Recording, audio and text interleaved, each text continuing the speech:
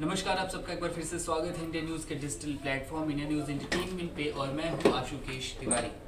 आज दिलीप साहब का जन्मदिन है। सबसे पहले मैं दिलीप साहब को पूरी इंडिया न्यूज़ की टीम की तरफ से हैप्पी बर्थडे कहना चाहूँगा। भले ही वो हमारे पास ना हो, लेकिन हम ऐसा सोचते हैं और ऐसा मानते हैं कि हमारी आवाज़ दिलीप साहब के पास ज़रूर पहुँचेगी। तो दिलीप साहब, अगर आप हमें कहीं से भी सुन पा रहे हैं तो हमारी तरफ से आपको हैप्पी बर्थडे।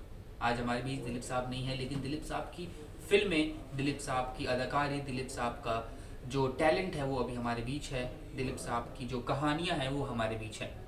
आज उन्हीं कहानियों में से हम एक कहानी आपके पास लेके आए हैं। दिलीप साहब की लव स्टोरी। सायरा बानो के साथ दिलीप साहब की लव स्टोरी कैसी हुई?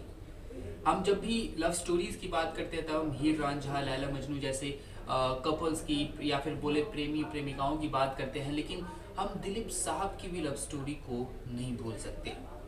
दिलीप साहब की जो लव स्टोरी है वो बहुत ही ज़्यादा इंटरेस्टिंग लव स्टोरी है। उनकी शादी 55 साल तक चली थी।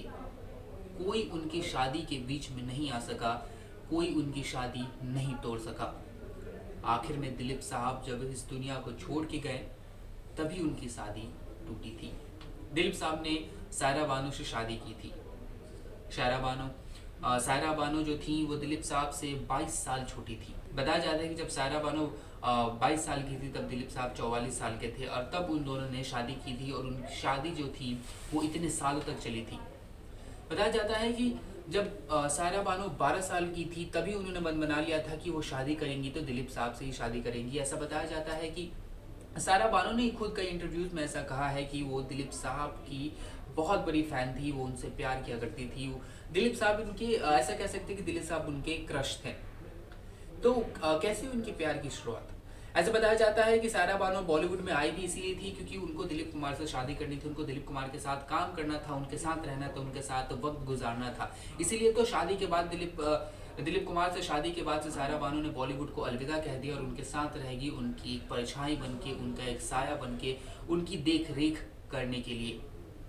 सायरा बानो खुद अपने इंटरव्यू में बताती हैं कि कितनी ज़्यादा वो पागल थी, उन पर फिदा थी दिलीप साहब पे। दिलीप साहब की फिल्मों में वो काम करना चाहती थी, लेकिन दिलीप साहब खुद उन्हें अपनी फिल्मों में नहीं लेना चाहते थे। जी हाँ, जिससे दिलीप साहब ने शादी की, जिसके साथ इतने साल गुजारे, 55 साल उनकी शादी चली, उनके जाने के बाद उनकी शादी अधूरी रही और सायरा बानो अकेली है यहाँ पे। लेकिन इतने साल गुजारने के बाद जिससे दिलीप साहब ने आखिर में शादी की, उसके साथ दिलीप साहब फिल्म नहीं करना चाहते थे। ऐसा बताया जाता है कि सायरा बानो उनसे उम्र में काफ़ी छोटी थी और दिलीप साहब को ऐसा लगता था कि सायरा बानो की इतनी कम उम्र है तो वो मेरे साथ काम नहीं कर सकती, वो मेरी फिल्म की हीरोइन नहीं बन सकती, ये अच्छा नहीं होगा, वो मेरे साथ अच्छा नहीं दिखेंगी। इसलिए कई बार दिलीप साहब ने उन्हें अपनी फिल्म में लेने से इनकार किया था। लेकिन एक दिन कुछ ऐसा हुआ कि दिलीप साहब सायरा बानो को प्यार में कुछ ऐसे गिरे कि मानो कि सब कुछ रुक गया, सब कुछ थम गया, बस हवाएं चल रही हैं, कोई आवाज़ नहीं आ रही, हम अकेले हैं और सायरा बानो सामने है, पीछे कुछ नहीं है, बस हवाओं की आवाज़ कानों में आ रही है और बोल रही है कि यही वो है जिसके साथ आप ज़िंदगी बिता सकते हो। और कुछ ऐसा ही मोमेंट दिलीप साहब के साथ भी हुआ था जब उन्होंने सायरा बानो को साड़ी में देख लिया था। जी हाँ, बिल्कुल आपने सही सुना। हम आपको बताते हैं कि दिलीप साहब की कुमार है, दिलीप साहब की किताब है Dilip Kumar the substance and the shadow. Dilip साहब इसमें लिखते हैं, ये दिलीप साहब ने खुद लिखी है किताब, और उसमें वो बताते हैं कि कैसे उनको सायरा बानो से प्यार हुआ और कैसे उनसे शादी हुई उनकी। आपको बता दें कि वो लिखते हैं कि मैं दिलीप कुमार ने खुद सायरा के साथ इस पहली मुलाकात का जिक्र किया था।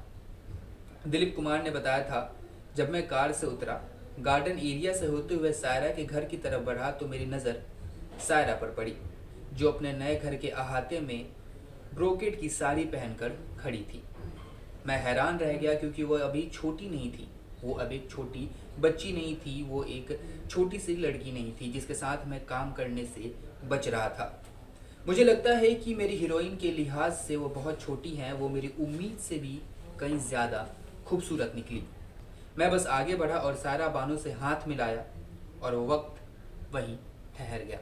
ये जो वक्त ठहरा था वो सिर्फ दिलीप साहब के लिए नहीं ठहरा था, क्योंकि हम सब जानते हैं कि सायरा बानो कितनी ज़्यादा पागल थी दिलीप सर के पीछे, दिलीप साहब के पीछे, अपने साहब के पीछे।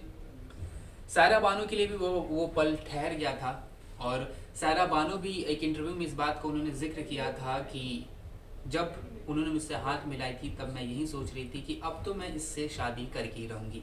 हालांकि दिलीप साहब ने उनकी खूबसूरती की तारीफ भी की थी उस पल में, और वो उस तारीफ को सुन के भी सायरा बानो काफ़ी ज़्यादा खुश हुई थी और उसके बाद उन्होंने मन बना लिया था कि अब मैं शादी करूँगी तो दिलीप सर से शादी करूँगी, वरना किसी से शादी नहीं करूँगी।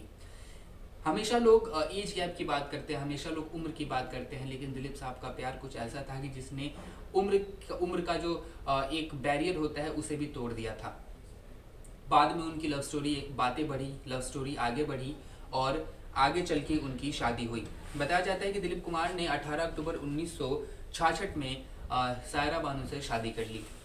शादी के पीछे की सबसे बड़ी वजह बताई जाती है खुद सायरा बानो की माँ और एक्ट्रेस नसीम बानो। ऐसा बताया जाता है कि इन दोनों की सबसे बड़ी भूमिका रही थी इन दोनों की शादी में, और इन दोनों ने 11 अक्टूबर 1966 में शादी कर ली। शादी इनकी तब से लेकर अब तक चल रही थी दिलीप कुमार के जाने तक। काफ़ी लोगों को लगता था कि इनकी शादी ज़्यादा दिनों तक नहीं चलेगी, लेकिन उन सभी सवालों को उन सब ने झूठा करार दिया इन दोनों के रिश्ते ने, और हमेशा दोनों साथ रहे दिलीप कुमार साहब के जाने के वक्त तक। तो ये थी दिलीप कुमार की लव स्टोरी सायरा बानो के साथ। बड़ी इंटरेस्टिंग लव स्टोरी थी। आपका क्या कहना है इसके बारे में, आप हमें कमेंट बॉक्स में ज़रूर बताएं। आज दिलीप कुमार साहब का बर्थडे है, हम आपको उनसे रिलेटेड और भी सारी कहानियां बताएंगे। आप हमारे चैनल पे अगर जुड़े हुए तो आपको नोटिफिकेशन तो मिलता ही होगा अगर आपने बेल आइकन दबाया है तो। अगर नहीं दबाया तो उसे ज़रूर दबाएं। दिलीप कुमार से रिलेटेड और भी वीडियोस देखना चाहते हैं तो हमारे होम पेज पे जाएं और हमारे चैनल को सब्सक्राइब करें। और अगर आपको ये वीडियो अच्छा लगा तो हमें कॉमेंट करके ज़रूर बताएं और हमारे वीडियो को लाइक करें, शेयर करें। Thank you.